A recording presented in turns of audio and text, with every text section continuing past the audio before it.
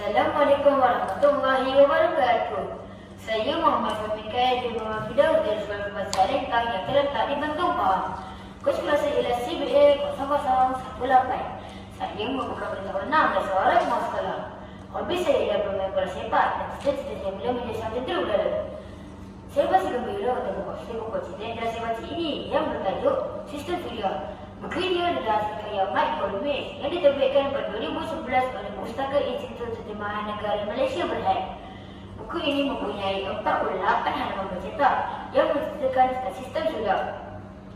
Dalam cerita buku ini menceritakan tentang sistem suria, iaitu kitaran, orbit, bintang berapi, bulan, bumi kita, planet dan ruang angkasa lepas. Bumi, matahari dan bulan ialah sebahagian dari sistem suria kita. Ini kerana semua benda bergerak mengelilingi matahari dan suria bermaksud matahari. Sistem suria bukan sahaja terdiri daripada matahari, bulan dan planet. Malah terdapat juga planet kerdil, asteroid, meteoroid, debu dan gas. Komet juga kelihatan seperti bola salji yang besar dan kotor. Bumi berputar mengelilingi matahari selama 365 hari. Semua planet berputar pada faksanya sendiri, maka terjadilah siang dan malam.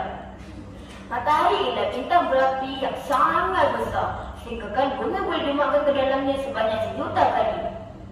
Matahari juga lebih panas daripada sebuah ketua. Bulan ialah jiran bumi yang paling dekat. Tiada hidupan atau cuaca di bulan. Tiada angin, awan, hujan maupun sendi.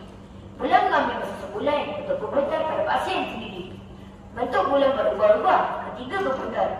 Bentuk yang berlainan ini disebut sebagai fasa pada permukaan yang berbentuk kawah-kawah.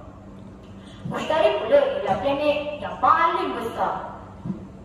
Ia bergerak laju daripada bumi. Zuhal ialah planet yang paling indah dalam sistem suria kita dan sangat ringan. Planet Pluto ialah planet yang sangat kerdil dan ia terletak jauh daripada matahari.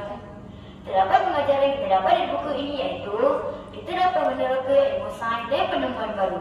Saya amat menggalakkan kawan-kawan meminjam membaca buku ini. Buku ini boleh didapati di perpustakaan kita. Jangan lepaskan peluang untuk meminjam dan membaca buku ini. Sekian, terima kasih.